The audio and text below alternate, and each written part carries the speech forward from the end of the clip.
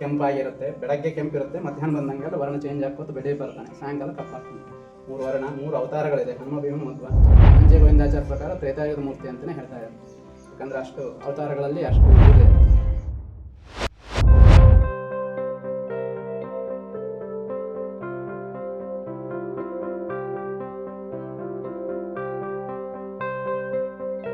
ಎಲ್ಲ ಪುರಾಣಿಕ ವೀಕ್ಷಕರು ಆತ್ಮೀಯ ಸ್ವಾಗತ. ಇವತ್ತು ನಾವು ರಾಯಚೂರಿನ ಉಸುಕಿನ ಹಣಪ್ಪ ದೇವಸ್ಥಾನ ಇದ್ದೇವೆ. ಇದು ಸುಮಾರು 300 ವರ್ಷ ಹಳೆಯದು. ಇದನ್ನು ಪಿಲ್ಲರ್ ನೋಡ್ತಾ ಇದ್ದರೆ ಇದು ವಿಜಯನಗರ ಕಾಲದ್ದು ಹೆಚ್ಚು ಕಮ್ಮಿ ಆ ಒಂದು ಕಾಲಮಾನದ ಇಲ್ಲಿ ಕಂಬಗಳಲ್ಲಿ ನಾವು ನೋಡ್ತೀವಿ. ಪ್ರಾಯಶಃ ಇದು 300 ರಿಂದ 400 ವರ್ಷ ಹಳೆಯದಾದಂಥ ಒಂದು ದೇವಸ್ಥಾನ ಅಂತ ನಾವು ಹೇಳ್ಬೋದು.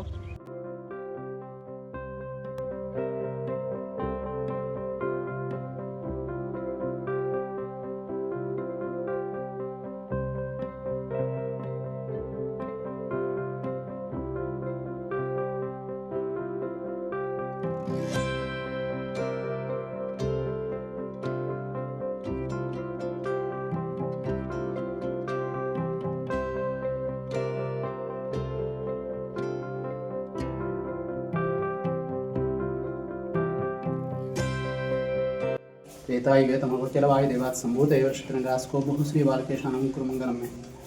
ಉಸ್ಕಿನ ಪ್ರಾಣದೇವರು ಅಂತಿದ್ದ ಹೆಸರು. ಸುಮಾರು 300 ವರ್ಷಗಳ ಹಿಂದೆ ಇದರ ಪ್ರತಿಷ್ಠಾಪನೆ ಆಯಿತು ಅಂತ ಹೇಳ್ತಾರೆ. ಸತ್ಯನಾಥರು ಅಂತ ಹೇಳಿ ಪರವಾಯ ಸುಶ್ಲೇಂದ್ರ ತೀರ್ಥದಿಂದ ಪುನಃ ಪ್ರತಿಷ್ಠಾಪಿತ. ಬಂಡೆ ಉಸ್ಕಿನ ಬಂಡೆ ಇರೋದ್ರಿಂದ ಇದೆಲ್ಲ ಉಸ್ಕಿನ ವರ್ಣನೆ ಎಲ್ಲ ಕೆಂಪಾಗಿರುತ್ತೆ, ಬೆಳಗ್ಗೆ ಕೆಂಪಿರುತ್ತೆ, ಮಧ್ಯಾಹ್ನ ಬಂದಂಗೆಲ್ಲ ವರ್ಣ ಚೇಂಜ್ ಹಾಕೋದು ಬೆಳೆ ಬರ್ತಾನೆ, ಸಾಯಂಕಾಲ ಕಪ್ಪಾಗ್ತಾನೆ. 3 ವರ್ಣ, 3 ಅವತಾರಗಳಿದೆ. ಹನುಮ ಭೀಮ ಮಧ್ವ. ಸೌಗಂಧಿಕ ಪುಷ್ಪ ಹಿಡ್ಕೊಂಡಿರ್ತಕ್ಕಂಥದ್ದು ಭೀಮಸೇನ ದೇವರ ಥರ. ಮೇಲೆ ಗದಾ ಇದೆ, ಮುಖ ಹೈವದನ ಮುಖ, ನಾಭಿ ಇದೆ. ಎಲ್ಲ ಅವತಾರಗಳಿರೋದ್ರಿಂದ ಇದು ಬನಂಜೆ ಗೋವಿಂದಾಚಾರ ಪ್ರಕಾರ ತ್ರೇತಾಯುಗದ ಮೂರ್ತಿ ಅಂತಲೇ ಹೇಳ್ತಾ ಇದ್ದಾರೆ. ಯಾಕಂದರೆ ಅಷ್ಟು ಅವತಾರಗಳಲ್ಲಿ ಅಷ್ಟು ಇದಿದೆ. ಯಾಕಂದ್ರೆ ಅಲಂಕಾರಗಳೆಲ್ಲ ಸಂಪೂರ್ಣ ಇದೆ. ಕಡಗ, ಕೈ ಕಡಗ, ಕಾಲಂದಿಗೆಗಳು, ಆಮೇಲೆ ಪೀತಾಂಬರ ಉಟ್ಕೊಂಡಿರ್ತಕ್ಕಂಥದ್ದು, ಹಸ್ತದಲ್ಲಿ ಹಸ್ತರೇಖೆಗಳಿದೆ. ಹೀಗಾಗಿ ಈ ಮೂರ್ತಿಗೆ ಉಸ್ಕಿನ ಹನುಮಪ್ಪ ಅಂತಲೇ ಹೆಸರು. ಮೊದಲಿಂದ ಉಸ್ಕಿನಲ್ಲೇ ಇದ್ದ ಉಸ್ಕಿನ ಹನುಮಪ್ಪ, ಉಸ್ಕಿನ ಹನುಮಪ್ಪ ಅಂತಲೇ ಹೆಸರು.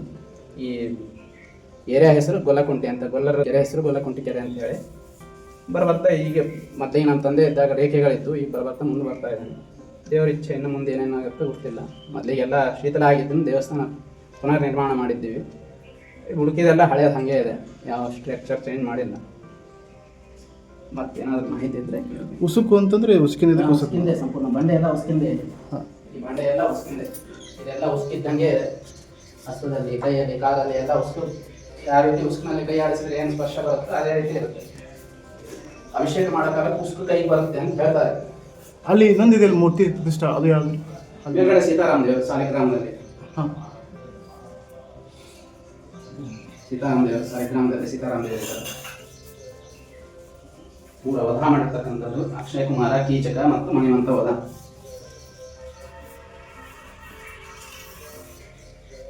ಅವತಾರತ್ರಯ ಅಂತ ಹೇಳಿ 3 ಅವತಾರಗಳಿರೋದ್ರಿಂದ ಅವತಾರತ್ರಯ ಹನುಮಂತ ದೇವರು.